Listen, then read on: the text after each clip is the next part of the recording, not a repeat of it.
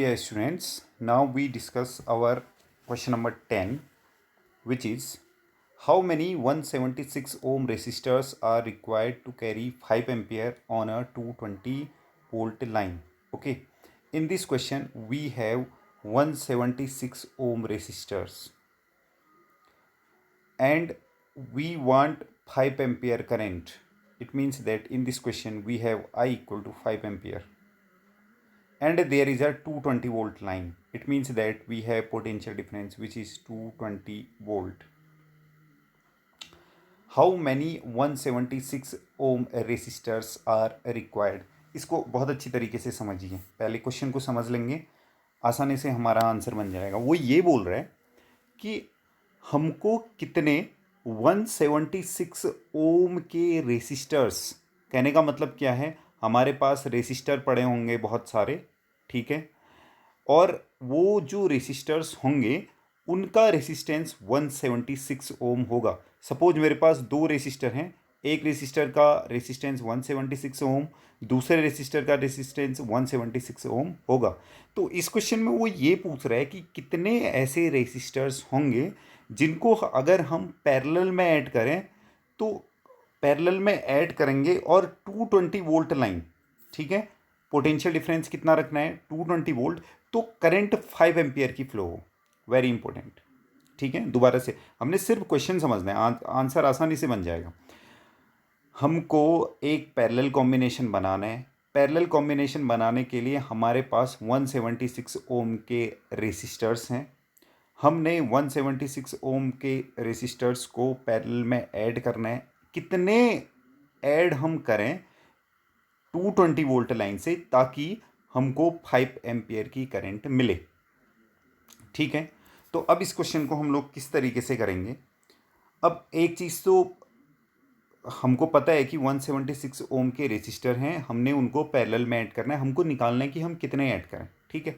जब भी हम पैरेलल में ऐड करते हैं तो टोटल रेसिस्टेंस निकालने का तरीका हमारा 1/r equal to 1/r1 plus 1/r2 होता है, ठीक है। अब हमने टोटल रेसिस्टेंस, अब हमने कितने रेसिस्टर्स जोड़ने हैं नहीं पता। एक रेसिस्टर 176 ओम का है, दूसरा रेसिस्टर भी 176 ओम का है, ऐसे ही तीसरा चौथा बहुत सारे होंगे। सपोज कर लेते हैं हमारे पास टोटल n रेसिस्टर्स हैं, यानी ये 1/176 n टाइम्स हमने ऐड करना है, ठीक है। तो होगा क्या, ये कहानी चलते रहेगी प्लस 1/176 तक। नाउ अगर हर जगह 1/176 प्लस 1/176 n टाइम्स है, नीचे तो हमारा LCM 176 आना है, ऊपर जब हम इन सबको ऐड करेंगे तो 1+1+ कहानी चलते जाएगी n तक, चलेगी ना। तो हम जितना भी ऐड करेंगे, देखो अगर एक है तो 1 होगा, अगर दो होते तो यहाँ पे क्या होता, 176 LCM लेते 2/176 हो जाता, 3 होते तो 3/176 हो जाएगा, 4 होते तो 4/176। तो अब हमने ये माना कि टोटल कितने हैं n है, तो टोटल 1/r इक्वल टू कितना हो जाएगा n/176। तो यहाँ से हम टोटल रेसिस्टेंस से निकाल सकते हैं इस सर्किट का, R इक्वल टू हो जाएगा 176/n ओम। वेरी इंपॉर्टेंट, ये बात आपको ध्यान रखनी है, ठीक है। तो यहाँ से इसने R की वैल्यू निकाल दी विच इज़ 176/n ओम। अब हमको इस क्वेश्चन में n की वैल्यू फाइंड आउट करनी है। उसके लिए हमारे पास करंट है, हमारे पास पोटेंशियल डिफरेंस है, हमारे पास टोटल रेसिस्टेंस है। We will use V equal to IR, सारी वैल्यूज़ रखेंगे। V की वैल्यू 220, I की वैल्यू हमारे पास 5 एम्पियर, R की वैल्यू है 176/n। By solving this one we can get our answer and that will be 4। तो इसका आंसर कितना हो जाएगा 4 resistors should be joined in parallel. Very good. Now look at question number 11, very important question. So how you would connect three resistors, each of resistance 6 ohm, so that combination has resistance of 9 ohm and 4 ohm. Question को समझना है, सिर्फ question समझना है, answer तुरंत आएगा।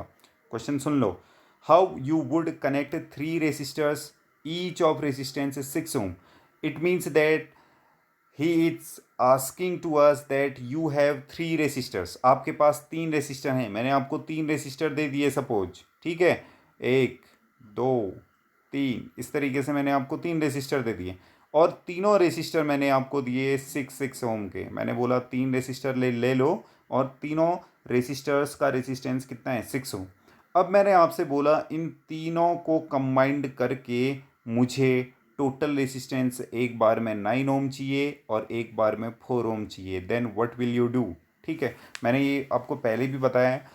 Maximum resistance निकालने के लिए हम सीरीज में ऐड करते हैं, मिनिमम रेसिस्टेंस निकालने के लिए हम पैरेलल में ऐड करते हैं। तो यहाँ पर हम 6 ओम के 3 रेसिस्टर को, आपके दिमाग में ये होना चाहिए कितने तरीके से ऐड कर सकते हो। ठीक है, सिर्फ 4 तरीक़ों से मैं ऐड कर सकता हूँ। देखो हम क्या क्या कर सकते हैं, इन तीनों को सीरीज में जोड़ देंगे। तीनों को अगर हम सीरीज में ऐड करेंगे, सीरीज में तीनों प्लस हो जाता है 18 आएगा, लेकिन मुझे 18 नहीं चाहिए भैया, मुझे मैक्सिमम 9 चाहिए और मिनिमम 4।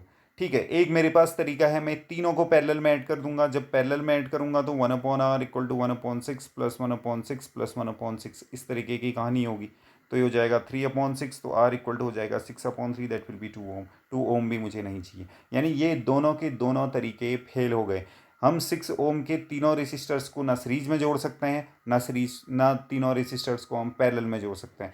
अब हमारे पास 2 चांसेस बचे हुए हैं। हम क्या कर सकते हैं, 2 को हम सीरीज में जोड़ेंगे, एक को उसके साथ पैरेलल कर देंगे, और बाकी दूसरे केस में 2 को पैरेलल और एक को सीरीज में। देखो 6 ओम के 3 रेसिस्टर्स हैं, अगर मैं एक काम करूं, इन दोनों को सीरीज में जोड़ दूं तो टोटल रेसिस्टेंस आएगा 12। जैसे इस केस में क्या हुआ है, देखो दोनों को सीरीज में जोड़ दिया, कितना आ गया 12। अब जो बचा उसको उसके साथ पैरेलल में।